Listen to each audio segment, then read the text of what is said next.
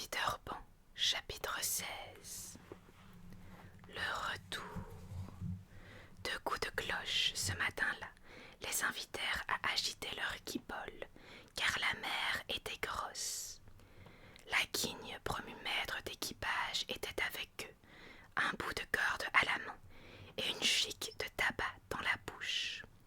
Tous avaient revêtu les habits de pirates, raccourcis jusqu'aux genoux, s'étaient rasés de frais et déambulaient sur le pont d'une démarche authentiquement chaloupée, en remontant leurs pantalons. Inutile de dire qui était le capitaine. Quant à Bonzig et John, ils étaient respectivement premier et deuxième second.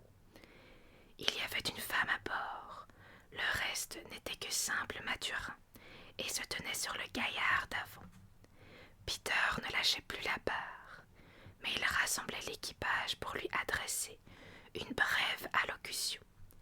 Il espérait que tous feraient leur devoir comme de vaillants petits gars, mais il ne se cachait pas qu'ils étaient le rebut de Rio et de la côte de l'or. Il les prévint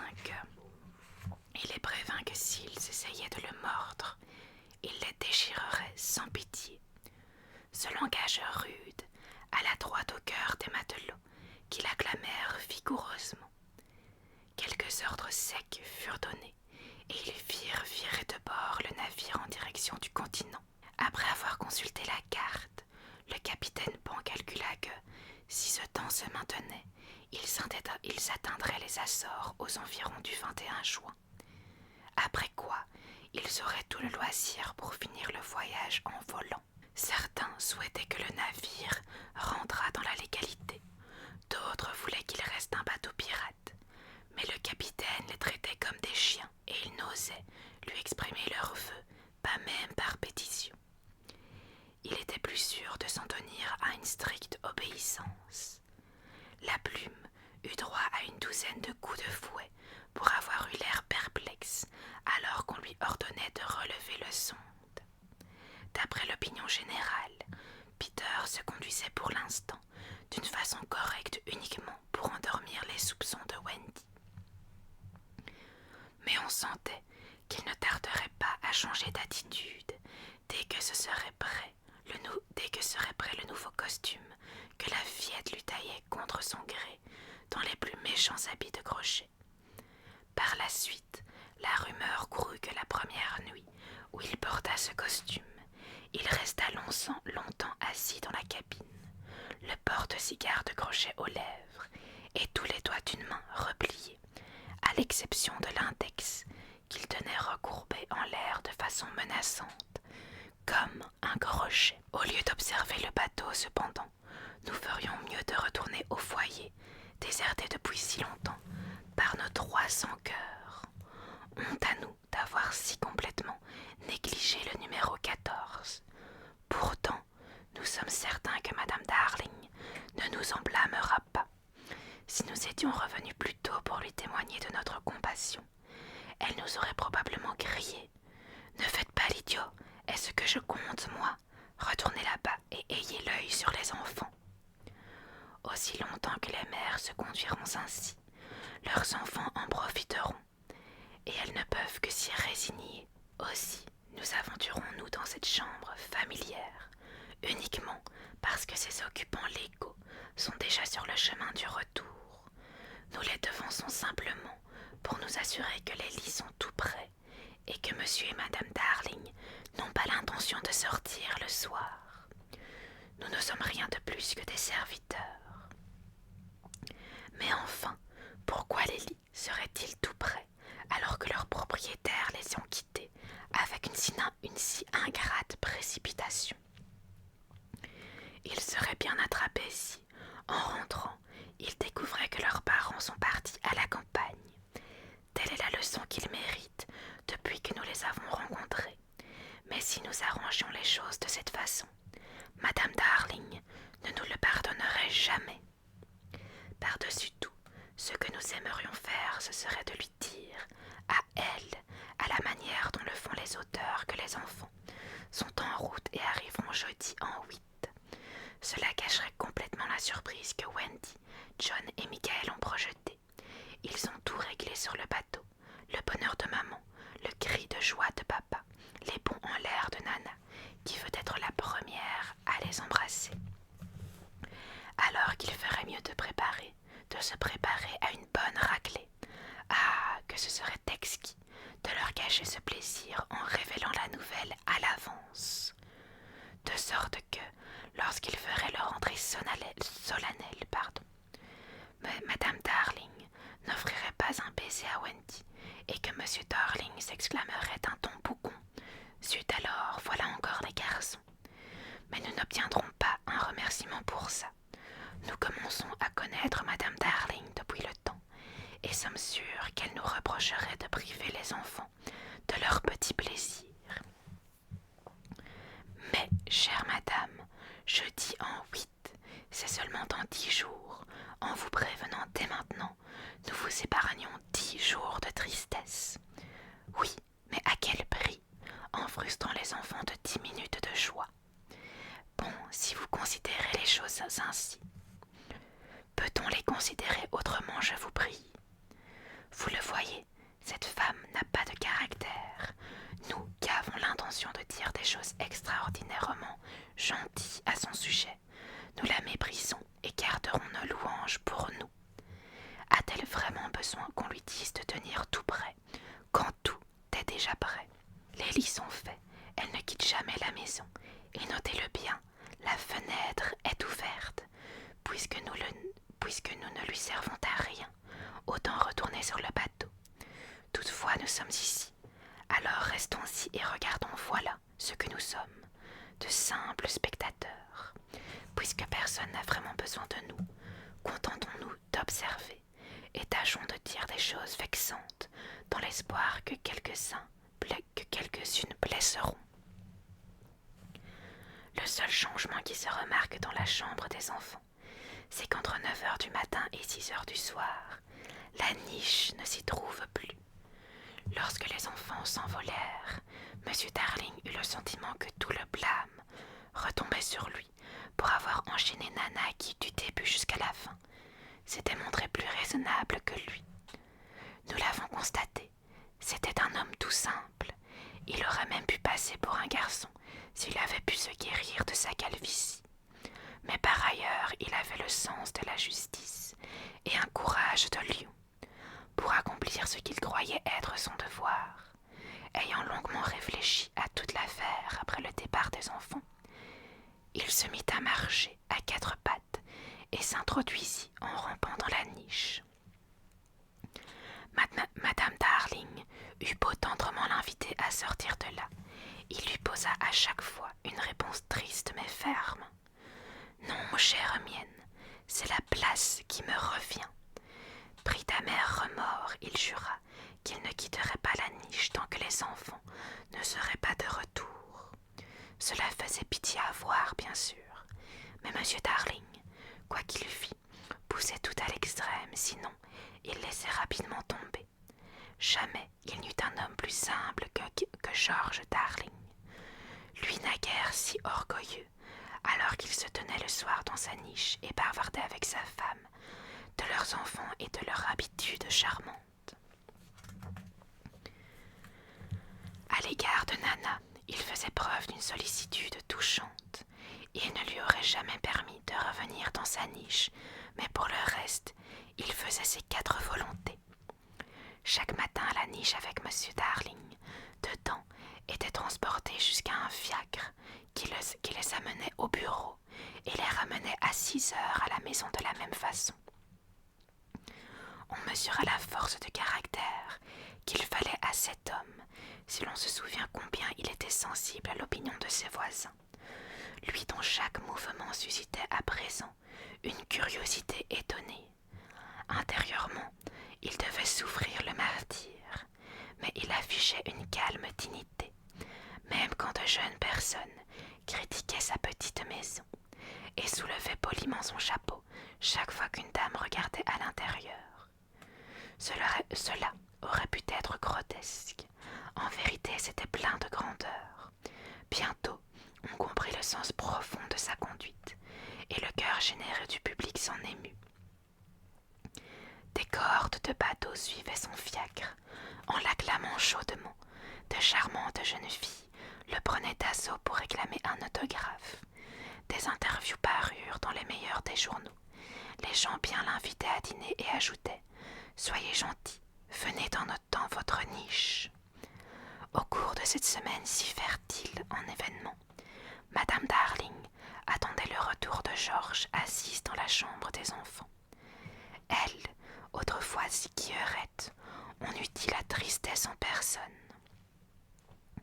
Toute sa gaieté s'était évanouie du fait de la perte de ses enfants, et nous ne nous sentons plus la force de l'accabler de nos sarcasmes.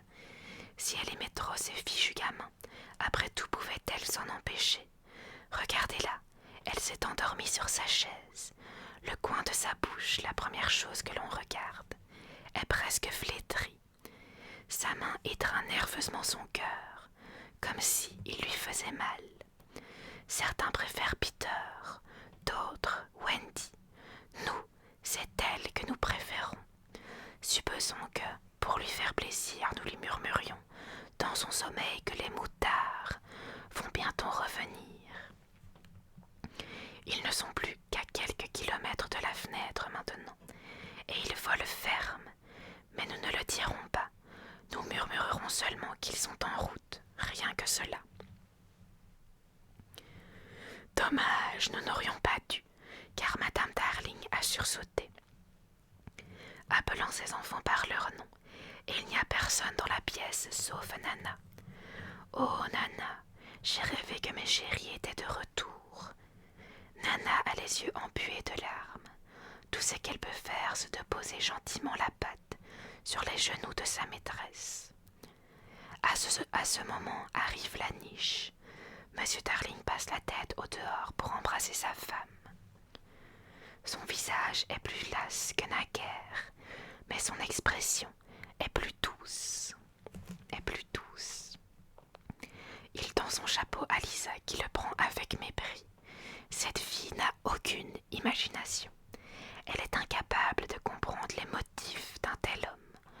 Au dehors, la foule qui a accompagné le fiacre jusqu'à la porte continue de pousser des acclamations. Naturellement, Monsieur Darling ne peut y rester insensible. « Écoutez, dit-il, c'est tout de même réconfortant. » Rien que des garnements, raille Lisa. Il y avait aussi quelques grandes personnes aujourd'hui, assure-t-il en rougissant.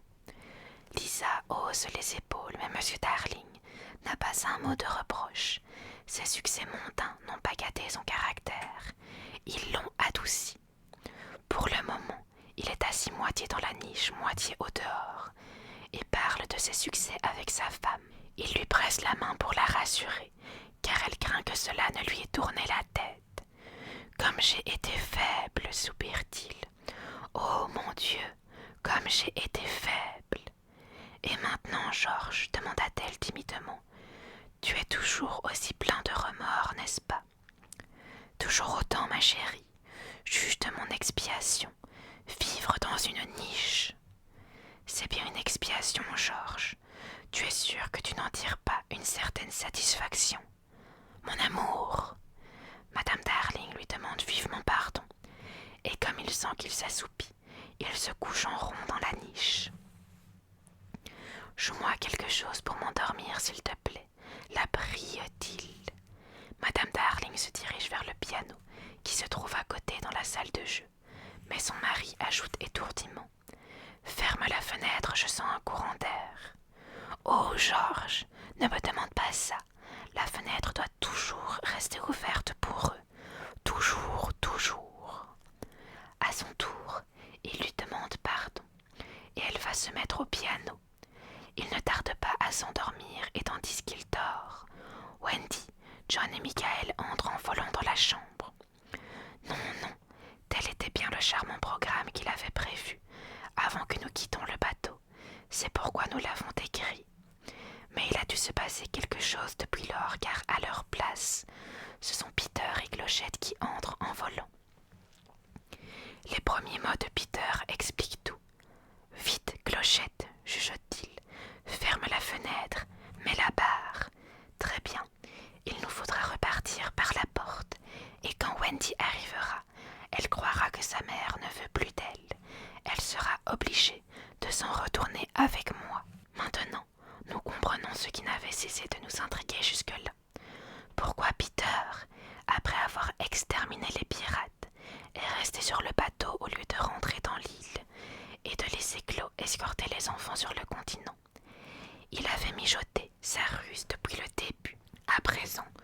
loin d'éprouver le moindre remords, il danse et saute de joie. Puis, il jette un coup d'œil furtif dans l'autre pièce pour voir qui est en train de jouer. C'est la maman de Wendy, souffle-t-il à clochette. Elle est jolie, mais la mienne l'est davantage. Sa bouche est pleine de thé, mais pas autant que celle de ma maman. Il adore se vanter de sa mère, bien qu'il ignore tout d'elle évidemment. Madame Darling est en train de jouer Home Sweet Home. Peter ne connaît pas cet air, mais il devine qu'il signifie Reviens Wendy, Wendy, Wendy. Et il lance triomphant et lance triomphant. Vous ne reverrez jamais plus Wendy, madame, car la fenêtre est solidement bouclée. De nouveau, il jette un coup d'œil à côté, où la musique s'est tue. Il voit que madame Darling a posé sa tête sur le bois du piano. 2 larmes perlent dans ses yeux. Elle veut que j'enlève la barre, pense Peter, mais je ne le ferai pas. Pas moi, en tout cas. Un autre coup d'œil, les larmes sont toujours là, à moins que 2 autres ne les aient remplacées. Elle aime passionnément Wendy, se dit Peter, et il lui en veut de ne pas comprendre qu'il ne peut pas lui rendre Wendy. La raison est simple. Moi aussi, je l'aime passionnément. Nous ne pouvons l'avoir tous les 2, madame. Mais la dame n'a pas l'air de s'accommoder de cette raison, et Peter est malheureux, même lorsqu'il cesse de la regarder. Elle ne le laisse pas partir. Il sautille de ci, de là, fait des grimaces, mais quand il s'arrête, c'est comme si elle était en lui, frappant à la fenêtre. Bon, ça va, finit-il par dire, la gorge serrée. Et il enlève la barre de la fenêtre. Viens, Claude, s'écrie-t-il, en adressant un sourire de terrible mépris aux lois de la nature. Nous n'en voulons pas de ces sottes mamans. Et il s'envole. Ce fut ainsi que Wendy, John et Michael se trouvèrent malgré tout la fenêtre ouverte, et c'était plus qu'ils ne méritaient. Ils se posèrent sur le plancher sans le moindre vergogne. Le plus jeune des 3 avait tout oublié de la maison. John, dit-il en regardant autour de lui d'un air de doute, il me semble que je suis déjà venu ici. Évidemment, Nico, voilà ton bon vieux lit. Mon lit, dit Michael sans conviction. Oh, s'écria John, la niche, et il se précipita pour regarder à l'intérieur. Peut-être Nana est-elle dedans, demanda Wendy. John émit un sifflement de surprise. Tiens, dit-il, il y a un homme dans la niche. C'est papa, s'exclama Wendy. Laisse-moi voir papa, demanda impatiemment Michael. Il examina longuement Bouy.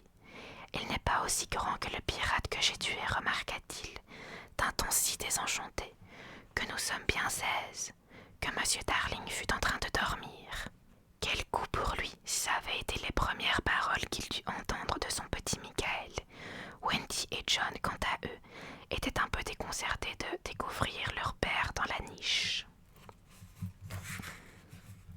Assurément, dit John, comme quelqu'un qui ne se fie plus à sa mémoire, il n'avait pas l'habitude de dormir dans la niche. John vit Wendy d'une voix qui défaillit. Peut-être ne nous ne souvenons plus du bon vieux temps aussi bien que nous le pensions. Un grand froid leur serra le cœur. Bien fait pour eux. Tout de même, dit ce bandit de John, quelle insouciance de la part de maman, ne pas être là à notre retour. À ce moment, Madame Darling se remit à jouer. C'est maman, s'écria Wendy, en jetant un coup d'œil. Oui, c'est elle, dit John. Alors tu n'es pas notre vraie maman, Wendy, demanda Michael qui avait sûrement sommeil. Mon Dieu, s'exclama Wendy, éprouvant pour la première fois une pointe de remords. Il était temps de rentrer. Glissons-nous sans bruit dans la pièce, suggéra John. Et mettons-lui la main sur les yeux. Mais une nouvelle aussi joyeuse devait être annoncée, avec douceur et ménagement, pensa Wendy, qui avait un meilleur plan. Mettons-nous au lit, ainsi quand maman entrera dans la chambre. Tout sera comme si nous étions jamais partis. En effet, quand Madame Darling revint dans la chambre s'assurer que son mari dormait, tous les lits étaient occupés. Les enfants s'attendaient à ce qu'elle pousse un grand cri, mais cela ne vint pas. Elle les vit mais ne crut pas qu'ils étaient là. Elle les avait vus si souvent dans leur lit en rêve qu'elle crut tout simplement que son rêve revenait la hanter. Elle s'assit dans la chaise près du feu, où elle les avait si souvent bercés dans ses bras. Ils ne comprenaient plus et la peur les étreignit tous les trois.